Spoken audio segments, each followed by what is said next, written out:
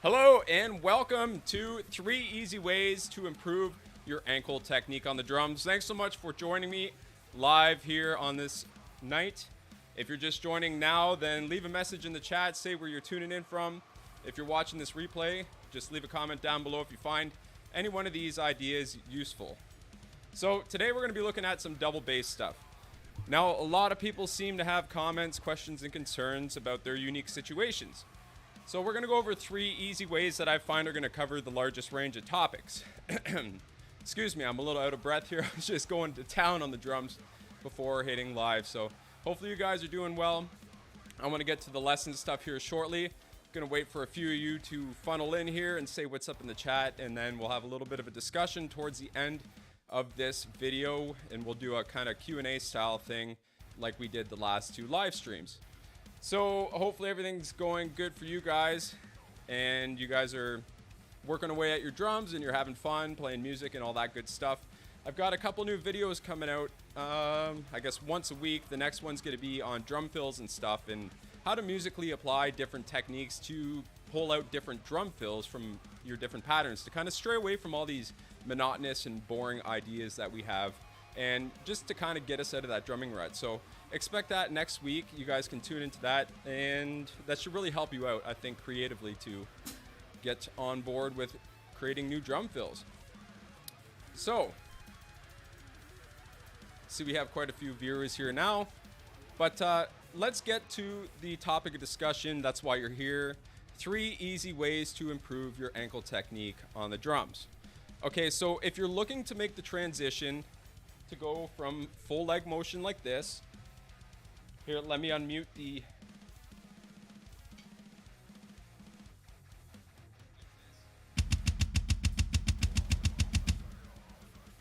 into the ankle motion like this, where we can kind of speed up the tempo like this with just our ankles.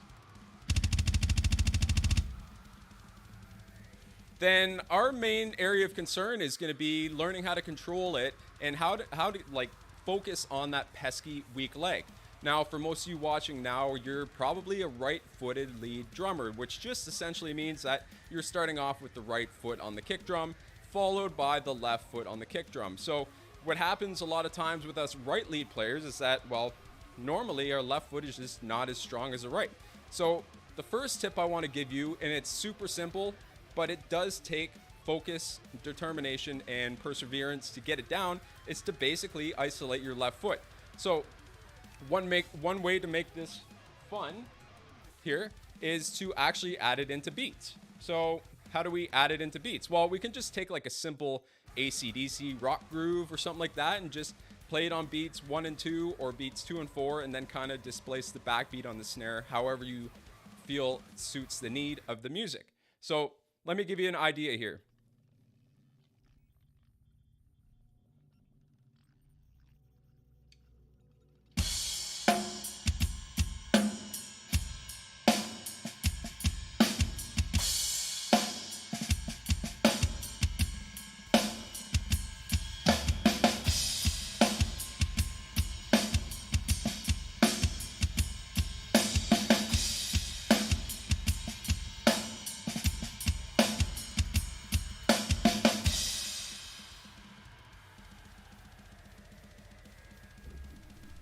Okay, now the idea with that is not to exactly play what was played there, but to kind of take your own concepts and ideas and different, approaches to it and just apply it how you please. And you're going to find that there's certain notes and stuff that you're not going to be able to play out of the gate that's really easy for you. So if you haven't heard of what permutation is, you can check out a book called, let's see, it is called Future Sounds by David Garbaldi. It's a great funk pattern book. And inside there's a bunch of exercises that actually shows you how to displace or permutate the kick drum by whatever subdivision you're playing. So 16th notes or triplets or 16th note triplets. I don't think it goes that fast, but you get the idea.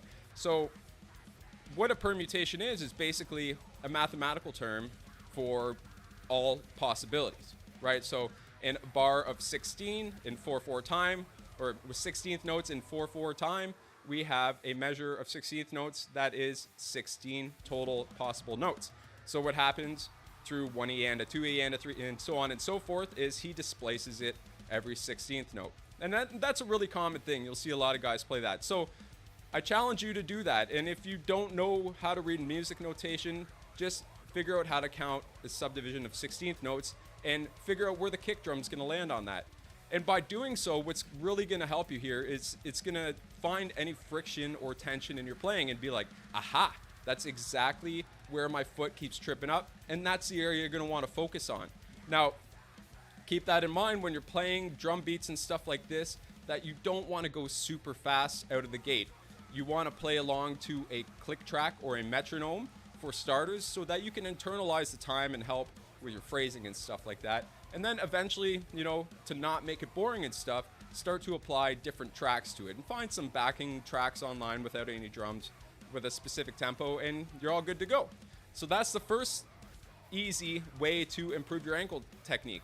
Now, it's easy to say, moving on to the second idea, is that, well, I can just put this along to music, I can permutate it or whatever, but how do I make sure I'm actually making sure that this motion is proper? And so if you hadn't seen last week's YouTube live, we actually covered that. And somebody had a question, well, how do I make sure that I'm actually isolating my calves? So take a look. This will be tip number 2, and I'll show you how to develop that. And actually, I'm going to future pace a little bit here. I've got another video coming out in a couple weeks about tension, playing faster and not playing with as much tension. So I'll give you a few different approaches as to how you can manage to play faster and not tense up and all that good stuff. So how do we figure out if we're actually using the proper muscle groups? Well, we plant our feet on the ground like this. It's going to be a little difficult behind your drums. Your snare might be in the way. And place them flat on the ground. And how you've seen in other videos, we manage to isolate it by, well, simply lifting up our heel, right? So when you lift up your heel, you can feel that calf muscle down here contracting and it's kind of flexing. And don't worry if it's not completely developed or anything. I just want you to get the idea and the sensation of where that motion should be coming from, okay? Because oftentimes I find with a lot of drummers is that we're actually not using the proper muscle groups. So especially for this technique, the shin muscle is quite used, or, you know, people use it a lot more than they should. And the problem with that is you get all that tightness and cramps in the front of your leg, the lactic acid builds up, and you get really clunky and you start to fall apart, right? So it's important we use a larger muscle group to establish good, proper motions for this technique. Again, just place our feet on the ground and we'll contract our calf muscles by lifting our heels, okay? And what that's gonna do, like that, is it's going to transfer that weight forward into your toes. Now, this is kind of where it gets interesting because this idea has been reverse engineered in a sense where it's like, well, if we lift our heels here and then the weight shifts forward on our toes, where does that place us? You know, where does that place the pedal? And well, it makes a stroke, and that's what we're after, right? We're looking to make notes and musical notes and express ourselves musically. So this is how we do it. Contraction of the calf, the heel lifts up, the toe presses into the footboard. That's great, okay? How do we practice that? And how long do we practice that for, more importantly? Okay, I want you to go back to the first tip and revert this idea and implore your own ways with lifting the heel, contracting the calf, pushing the toes, and taking the first idea was just playing that simple rock 4/4 beat or 4/4 rock beat. And you really want to focus on the technique right now if you're just starting to develop it. But if you're further on in your drumming, you really want to make your transparency available with your technique, because we don't want to have to be thinking about it, right? We just want it available when we're looking to play those certain patterns. And that's something Tommy Igoe talks a lot about too. I'm not going to take full claim to that. So if you want to just practice lifting up your heel like this and then pushing down with your toes and then put it back to resting position, that would be great. Okay, and you're going to find too that it's going to be a lot more difficult with your left, because your left foot's going to want to twitch because they're underdeveloped muscles. Excuse me. And so what's going to happen there is that you're going to really need to focus on putting proper focus practice time in, okay? Because we need to develop that side of our body. And don't speed through it. Go through it nice and slow and just, right?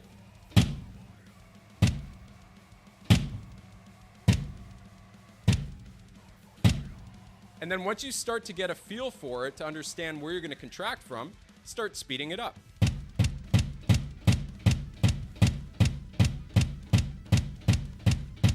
And don't forget about the right foot, right? We need to maintain balance here, and we got to make sure both feet are nice and on par with each other strength-wise.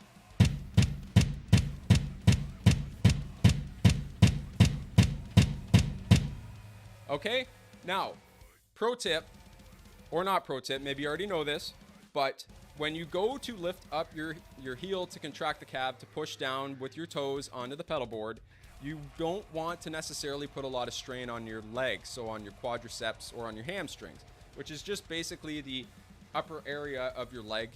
And if you don't know what that muscle group is, you can just do a quick Google search. But we're not into science here. So the idea is that we're not putting strain on any other body part, right? We're just basically trying to isolate it.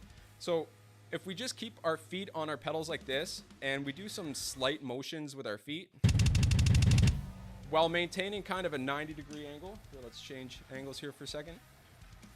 If our legs are like this, right, kind of like that, we're just contracting it like this. So basically, this upper portion of our leg here, of our thigh, is just helping guide that. We don't want to hold this up here and then just have this dangle, so to speak, because that's putting more strain on here. And guess what? That leg's tied to your hip, and that hip's tied to your lower back. And that lower back and your spine is pretty much controlling your whole body, right? So we mess that up, we're not going to play drums for a long time. So that's why it's important. So when you're practicing this, just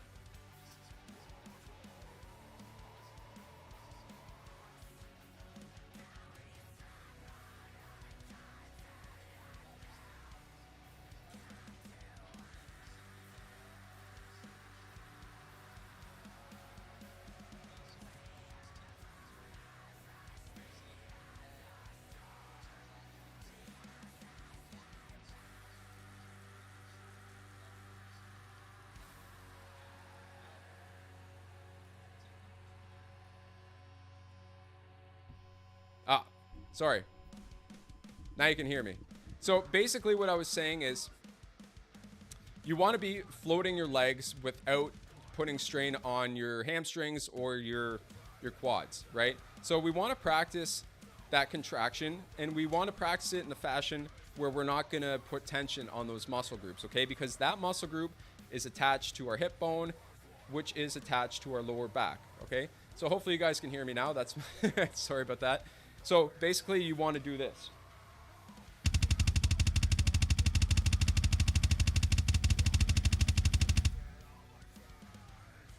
Okay, you don't want to go super fast. Practice it with a metronome. And what I was saying earlier when the mic wasn't on, was that this technique is best used at speeds of about 165 to 170 BPM. And why I say that is because that is the awkward tempo. It's like going through, and it's like going from being a teenager to an adult, right? It's kind of trying to figure it out, right?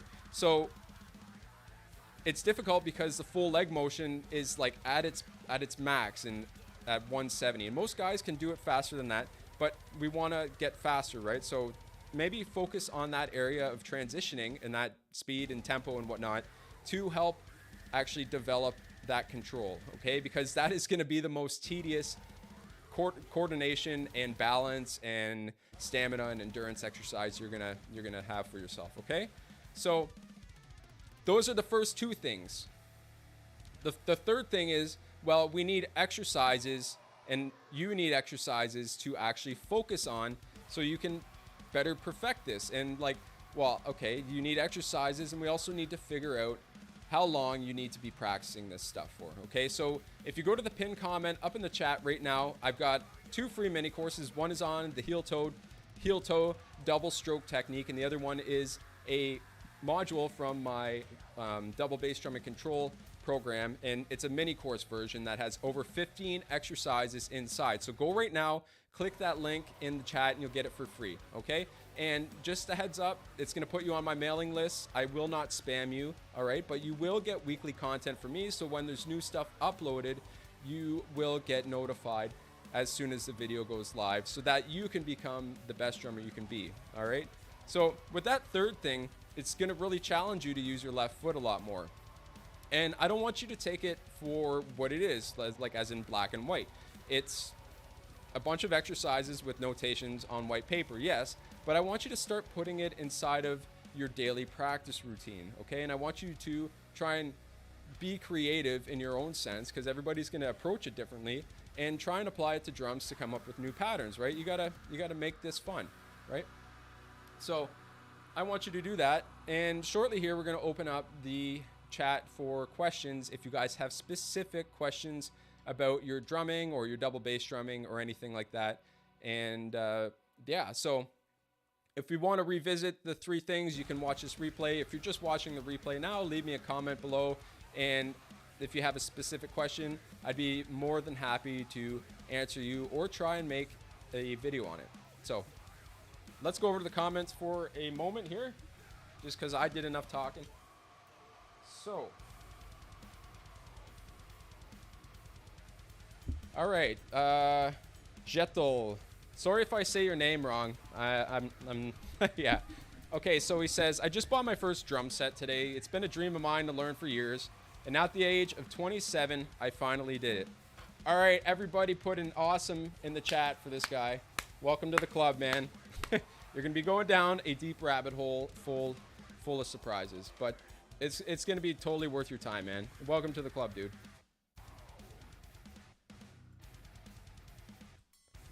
Hey, Philip, thanks for tuning in, man.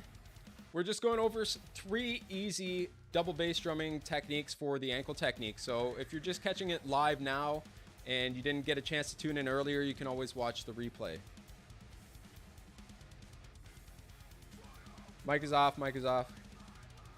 Hey, Todd, thanks so much for tuning in, man. Thanks so much, man. I seen you last week and seen you the week before that. Always see you in the comments on the videos. Thank you so much, dude. Philip asks, is it easy to maintain 160 BPM with this technique? It's not impossible. If you work at it hard enough, you can do anything.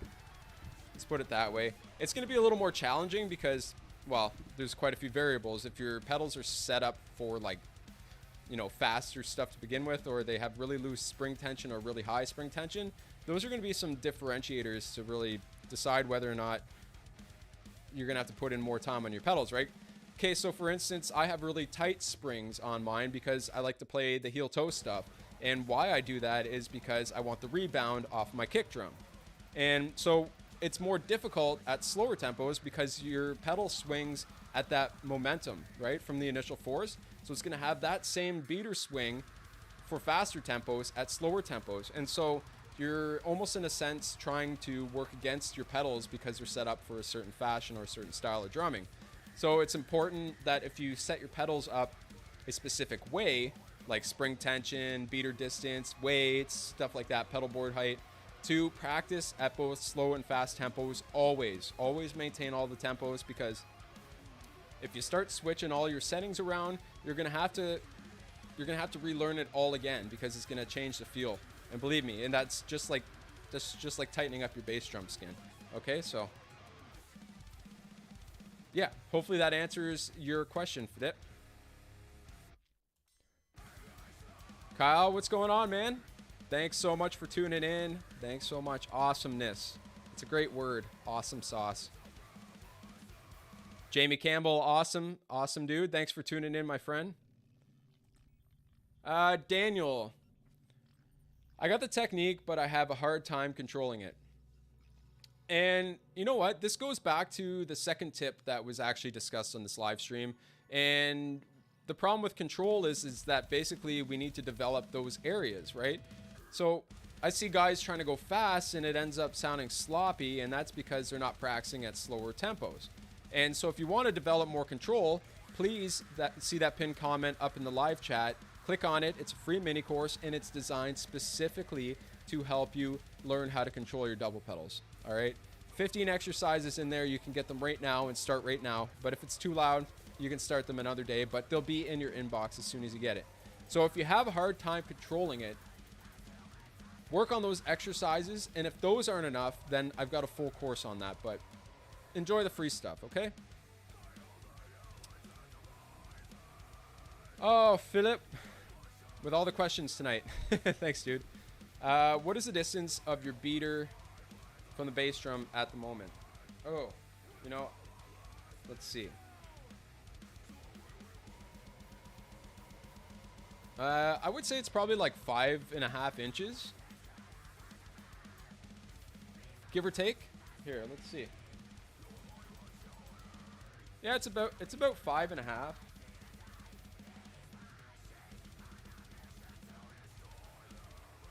So, yeah, it's really gonna depend, right? Because there's so many variables. Like these are the Axis AL2s. If you have different pedals, it's gonna, you know, there's similar settings, but everybody's gonna play it a little differently, right? So, yeah. I've got a pedal settings video here on my YouTube channel. If you want to go visit that, I literally go through everything top to bottom for you to enjoy. Okay, so go check out my channel and search Axis best settings for pedals or something like that. Okay. Hey Eric, thanks so much for tuning in, my friend. He asked, should this be practiced before heel toe? Well, it depends what your goals are.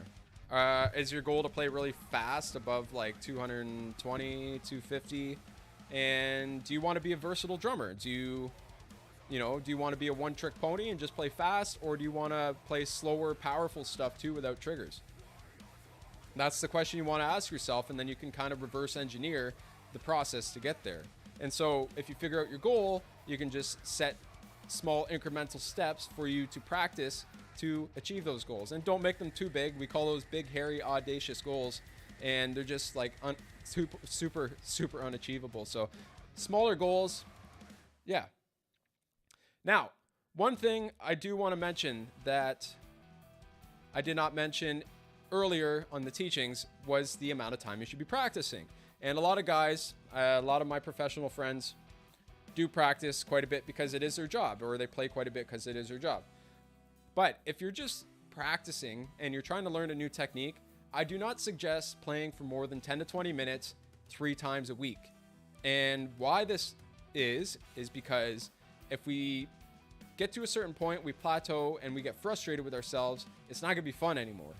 Okay? So what happens is I see a lot of guys, they're like, I practice for 6 hours a day, and the guy who practices for 10 to 20 minutes 3 times a week is actually accelerating in progress a lot sooner than, or a lot quicker than the other person that's practicing all day. Because there's like this threshold of learning that past a certain point, we just don't retain anything, or we just end up being counterproductive and going against ourselves physically and mentally. So then we start to set up these invisible fences, and then we just don't quite understand why we're not playing as good the day before and stuff like that. So what you need to do is to stop playing for that much a day. If you've got time to do that, then go do something else. Read a book, go walk a dog, go pet something. But with all due respect, practice is good, but we need to be intentional with our time behind the instrument, okay? We need to be understanding of what our time is being spent on and where our focus is being put, right? And so when we have that idea and that goal in mind, reverse engineered, like I said earlier, we can put that time in and measure it and make sure it's written down. We can document it in a journal or on our phone or whatever, and we can see our progress. And the best way to do this outside of writing it down to get it outside of our brains is to take film, take video with your smartphone. I guarantee you have a smartphone. You're probably watching this right now from your smartphone. Okay, so that's enough of a tangent here, but let's move on to the next one. 10 to 20 minute practice intervals, 3 times weekly, no more than that. And I'm just talking about practicing what you want to develop, right? Not just playing drums for fun. We got to do that too, okay? Moving forward. All right. Jamie Campbell asks, I've got a direct drive pedal, been using double chain for years, still playing with the settings, finding it hard to control left foot, keeps coming off the board. Any tips? Okay, so you played double chain for many years. I can relate. And then you switch to direct drive. I can also relate. So here's the problem, Jamie. And I did this too. So I played with the friggin' pedal settings for 2 or 3 years, and what happened with that was I kept tripping myself up. And you probably found that too. You make one little adjustment, it still doesn't work. You make another adjustment, still doesn't work. You try and revert back to the original settings you had before, and it still doesn't work. And what's happening here is the amount of time we're spending tinkering around with our settings could have been mentionable practice time, right? They could have been like great for development and ourselves as a drummer to get better, but instead we were just playing with our pedals trying to find the perfect settings. So what I suggest for you to do is to get it as close in tension and feel as it was with your double chain pedals, and then just stop, okay? Because then we get into our own minds, and then we start to doubt ourselves with self-deprecating behaviors and stuff like that, and it's not good. So just find the closest settings you can get to your double chain drive, and then just go from there. Leave it be. Practice your butt off, okay? So hopefully that helps.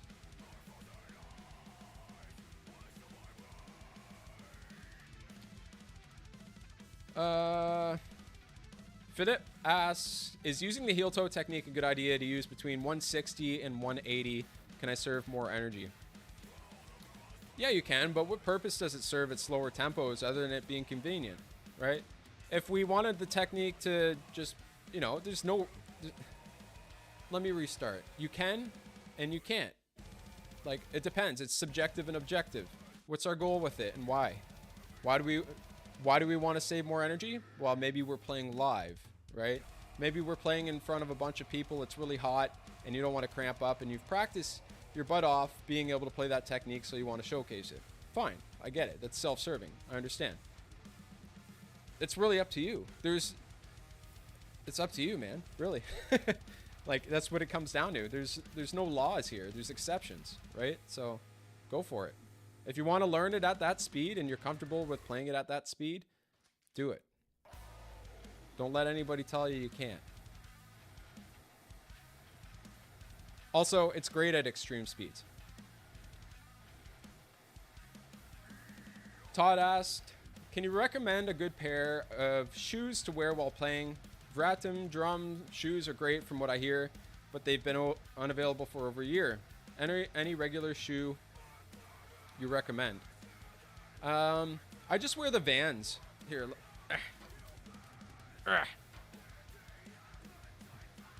I just wear Vans skate shoes, the Pro Cush versions, and they're comfortable. The reason I like them is because they're flat.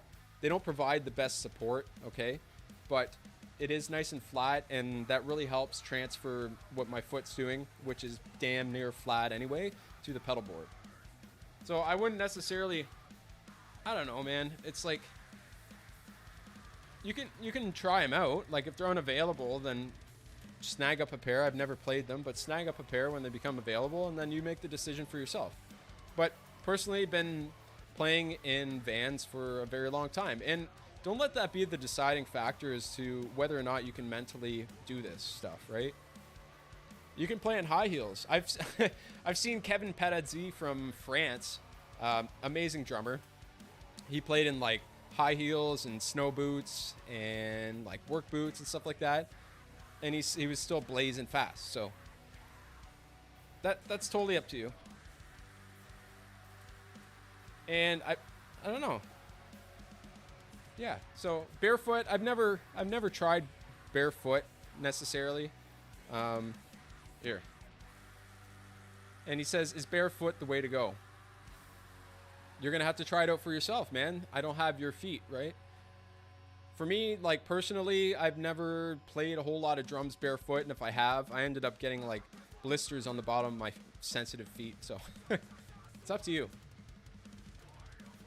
Philip says, I'm asking this because in this speed of range, I feel fatigued playing live. Well, that's going to be normal, so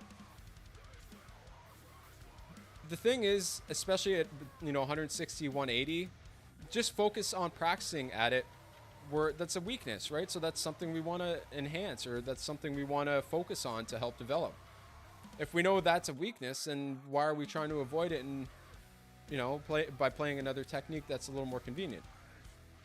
That's up to you. You can either focus on it or learn to play that technique there. There's no right or wrong, right? So that's up to you again. Okay, if your left leg always burns live, then go get those 15 exercises and practice the snot out of them.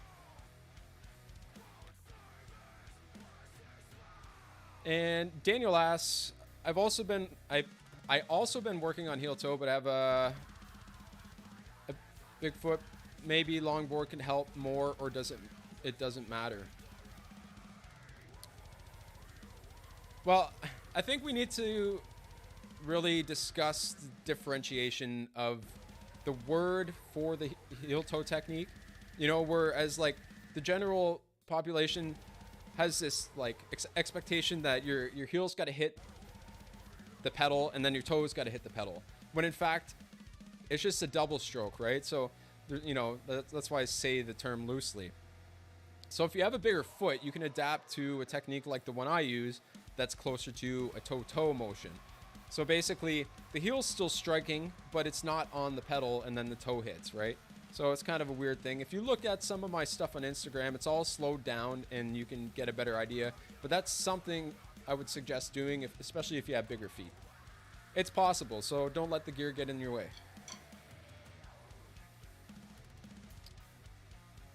Okay. This might be a stupid question. No stupid questions. No stupid questions here. But I can play heel toe fast enough to play Heretic Anthem, but struggle with slower songs just using singles. Should I stop using heel toe technique for a while? Well, that's up to you, really. See, that's the thing. We need to be focusing on being able to communicate in all different aspects and areas of our instrument, right? So if one way to communicate is through one technique, then we'll focus on that one technique, but then we're going to neglect the other aspect of our life, right? So there's got to be a fine balance, If you're going to use that one technique for everything, then you're going to be really good at that one thing, right? But if you kind of diversify yourself in playing different techniques or playing different styles of music, for instance, or trying different grips, that's up to you, as long as you're able to communicate effectively through your instrument, okay? As long as you're able to play music and you're having fun and you're able to do it with ease, then you're doing the right thing. Hopefully that helps.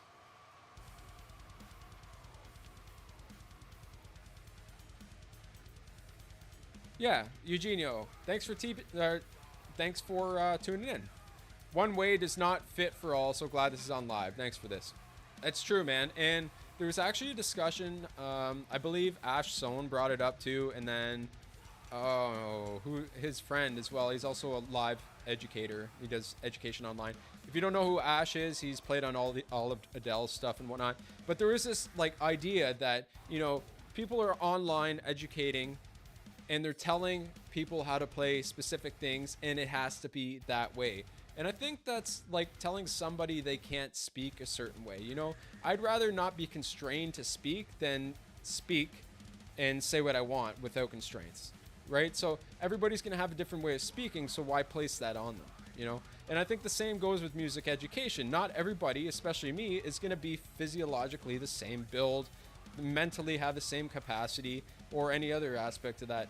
for that matter. So I think it is important that we understand that anything you watch on this channel or anything that you hear come out of my mouth is based on my experience. Okay? And so I implore you to figure out what works best for you. And it's not going to be the wrong way as long as you don't hurt yourself, right? As long as we're not physically injuring ourselves or we end up in a gurney because we slam the drumsticks too hard on ourselves, you know, or on the drums. So, yeah. I can go off on tangents all day, but that's really where I stand. So, yeah. Okay. Just looking back here, see where we're at for time. We're at about 40 minutes. Okay, so I'm going to wrap this up here shortly. If you guys have any more questions, leave them now before I go, okay? So I can answer them and then you can get your answer and then what, you know, have you whatnot. If not, then we'll start to shut her down here soon. Excuse me.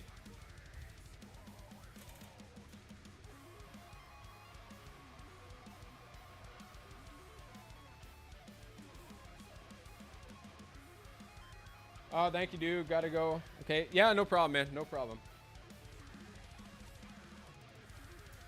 Hey, Prevail the Unveiled. I haven't forgot about you. I did watch your video. Actually, you're watching now, so I'm going to tell you now. Send me an angle from the side. I can see something funny happening with your right hand. I know you did have some concerns about your grip and something happening with that right arm. So send it from that angle so I can clearly see your wrist, your fingers, and the grip and all that good stuff. And I'll give you a concise breakdown of what I feel is happening with you. Okay? I did already watch it. I just haven't gotten back to you. I do apologize. So,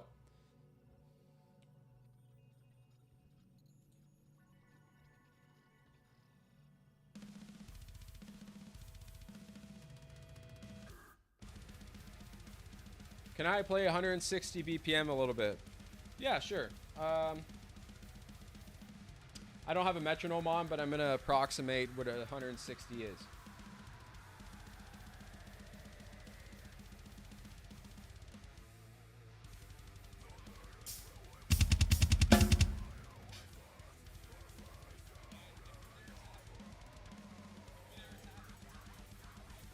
If you're there tapping the tempo, just tell me how off I am.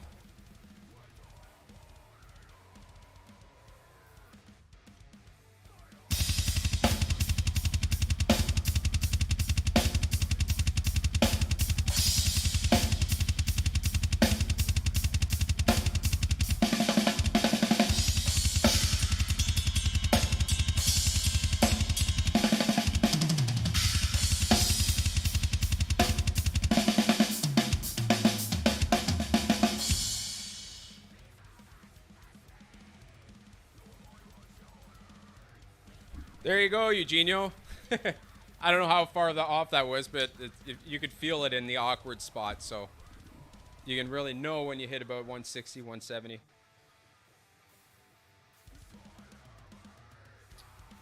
Yeah, you're welcome. You're welcome. As an update to that, I haven't felt any pain since, but I'll send the video over regardless. I want any feedback to get better than I can take. Yeah, no problem. And actually, I'm going to send you over something a little special because you reached out to me. So I have a bunch of hand exercises and stuff you can have for free. And yeah, just send me that updated email. And yes, sorry about that. I did not forget about you. Okay, and to anybody else watching, if you have any questions, comments, concerns about your drumming, send me an email, Cameron@CameronFleury.com. If not, just enjoy the free mini course that is pinned up in the live chat right now. Okay? So if we have any more questions here in the next 5 minutes, I will get to them. And if we don't, then I'm going to sign off. And then I'll see you again next week at the same good place, same good time.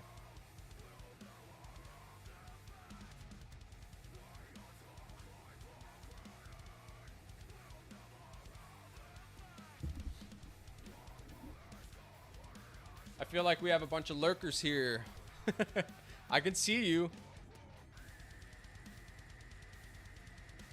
Do I feel comfortable? Yeah. If I said I was comfortable, that would be like half truth. It's 160, 170. It doesn't matter who you are. it is an uncomfortable tempo. It's just one of those weird things. When is the next live so I can be on time? The next live is the same time next week.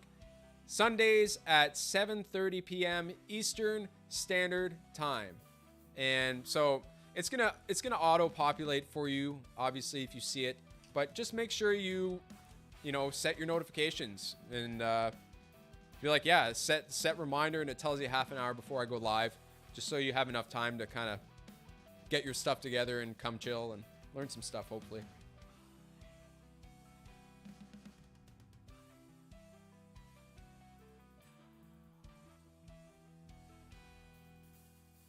Oh, hey, man. Thanks for tuning in. Yeah, we were chatting earlier on Instagram. So, yeah,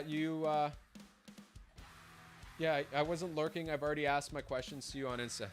Perfect. You're just coming to hang out. Okay. No, that's cool, man. I appreciate you coming to hang out.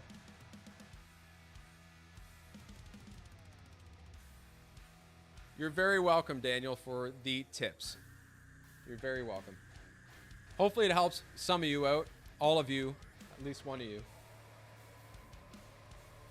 How do you feel about offset double kicks and remote hi-hats? I don't know. I don't have a lot of experience with them, so I can't quite give you a great detailed answer on that. So, yeah. Actually, when, like, years and years ago, maybe about 15 years ago, I had a remote hi-hat. It was just like an X hi-hat, and it clamped onto the cymbal stand. You guys know it's like a fixed hi-hat thing. And it was okay. It was nice to just play it closed, or, instead of trying to get your foot on here. And then you can have double pedals. I think it's great and for that. And then the offset kick thing, I really don't have that much experience with, so I can't really touch on that, But, yeah. So before I go, if you don't have the double pedal mini course yet, then again, there's a pinned comment. If not, then I will see you next week, okay? Thanks so much for tuning in. I'm Cam Fleury, and look forward to next week's video where we're going to be talking about some drum fill stuff. All right, see you later. Have a good night.